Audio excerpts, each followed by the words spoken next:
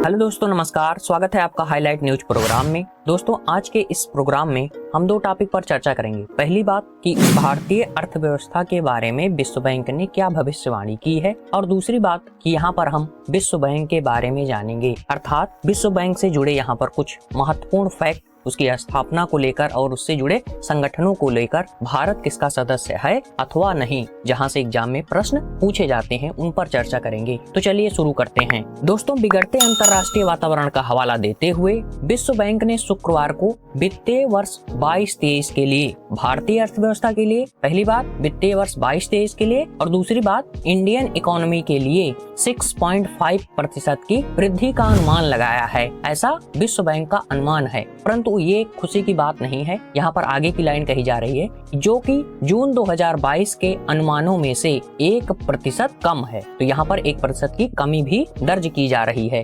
अंतर्राष्ट्रीय मुद्रा कोष, जिसे हम IMF के नाम से जानते हैं, और विश्व बैंक की वार्षिक बैठक से पहले जारी रिपोर्ट में विश्व बैंक ने कहा है कि दुनिया के बाकी हिस्सों की तुलना में भारत अधिक तेजी से रिकवरी कर रहा है। जैसा कि लॉकडाउन लगा था और फिर जो अर्थव्यवस्था है वो बंद टाइप की हो गई थी, तो वही चीज यहाँ पर कही जा रही है। बीते वित्त वर्ष के दौरान भारत की वृद्धि दर 8.7% रही थी। ये बीता हुआ आंकड़ा है दोस्तों। और इसके बाद कहा जा रहा है कि दक्षिण एशिया के लिए विश्व बैंक के मुख्य अर्थशास्त्री हैंस टिमर ने बताया कि दक्षिण एशिया के अन्य देशों की तुलना में भारतीय अर्थव्यवस्था ने अपेक्षाकृत अच्छा प्रदर्शन किया है, गुड परफॉर्मेंस रही है अपने देश की इकोनॉमी की, जैसे कि पहले ही मैंने आपको बता दिया।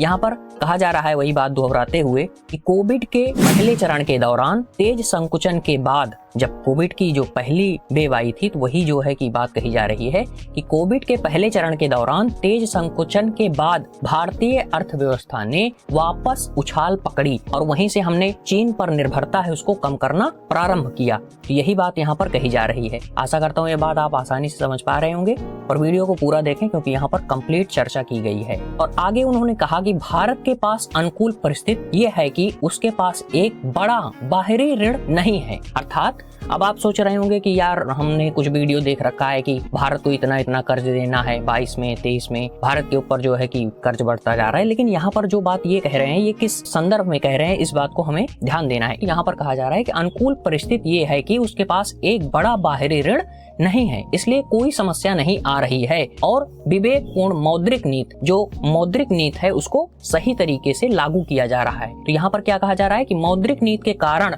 भारत ने अपेक्षाकृत अच्छा प्रदर्शन किया है। गुड परफॉर्मेंस जो हो रही है उसके पीछे मौद्रिक नीति उत्तरदायी है। आगे बात कही जा रही है कि भारतीय अर्थव्यवस्था ने विशेष रूप से सेवा क्षेत्र आप किस में आता है, first, second, third, comment box में जरूर बताएं। सेवा निर्यात में, सेवा को निर्यात करने में अच्छा प्रदर्शन किया है। उन्होंने कहा कि इसके बावजूद हमने चालू वित्त वर्ष के लिए अनुमान को घटाया है, क्योंकि भारत और सभी अन्य देशों के लिए अंतर्राष्ट्रीय वातावरण बिगड़ रहा है। जैसा कि आप देख रहे हैं, न्यूज भी सुन रहे हैं कि रिसेशन आने वाला है, और जो बहुत चर्चित है, क्या अमेरिका के लिए जो वहाँ के एक्सपर्ट हैं वो भी कह रहे हैं कि रिसेशन आएगा। तो चलिए, आएगा तो हम उस पर चर्चा करेंगे। दोस्तों, अब आइए जानते हैं विश्व बैंक के बारे में, और इससे रिलेटेड उन्हीं बातों पर चर्चा की गई है जो आपके एग्जाम में पूछे जा सकते हैं। जैसे कि सबसे पहले इसकी स्थापना, तो स्थापना के बारे में कहा जा रहा है कि ब्रेटन वुड सम्मेलन के दौरान 1944 में इसकी स्थापना हुई थी। स्थान था ब्रेटन वुड और वर्ष था 1944। मुख्यालय की बात की जाए तो अमेरिका में स्थित है, वाशिंगटन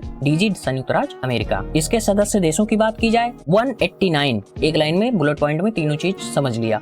अब इससे जुड़े एक महत्वपूर्ण आयाम पर यहाँ पर चर्चा करते हैं कि विश्व बैंक समूह में 5 संगठन शामिल हैं। कितने संगठन शामिल हैं? 1 2 3 4 ऐसे करके पूछ सकता है, तो 5 आपको वहां पर राइट ऑप्शन आपका 5 होगा। तो यहाँ पर पहला जो कहा जा रहा है कि पुनर्निर्माण और विकास के लिए अंतर्राष्ट्रीय बैंक, दूसरा है अंतर्राष्ट्रीय विकास संघ, और तीसरा है अंतर्राष्ट्रीय वित्त निगम, और चौथा यहाँ पर बताया जा रहा है बहुपक्षीय निवेश की गारंटी एजेंसी, और पांचवा जो है कि निवेश, जैसे कि आपने कभी कहीं निवेश कर दिया और वहां पर जो है कि सरकार से आपका लफड़ा हो गया, तो वही चीज कही जा रही है कि विवादों के निपटारा के लिए अंतरराष्ट्रीय केंद्र। सबसे महत्वपूर्ण बात दोस्तों ये है कि इन जो पांचों हैं इनका भारत सदस्य नहीं है। अब आइए जानते हैं इसके मिशन के बारे में। तो दोस्तों 2030 तक अत्यधिक गरीबी को समाप्त करना, जिसमें ऐसे लोगों का प्रतिशत 3% से अधिक ना हो जो प्रतिदिन $1.9 से कम राशि पर जीवन यापन करते हैं। पहला उद्देश्य ये हो गया। और दूसरा उद्देश्य है हर देश में सबसे गरीब,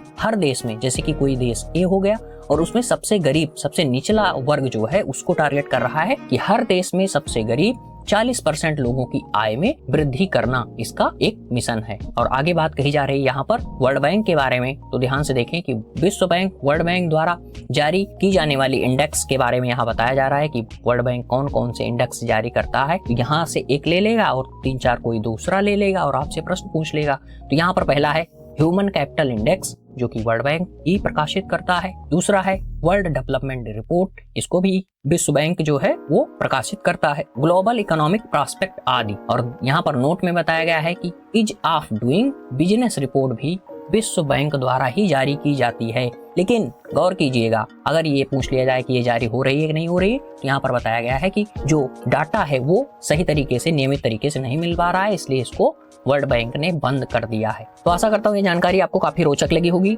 तो आपसे अनुरोध है कि वीडियो को लाइक, शेयर और चैनल को जरूर सब्सक्राइब करें।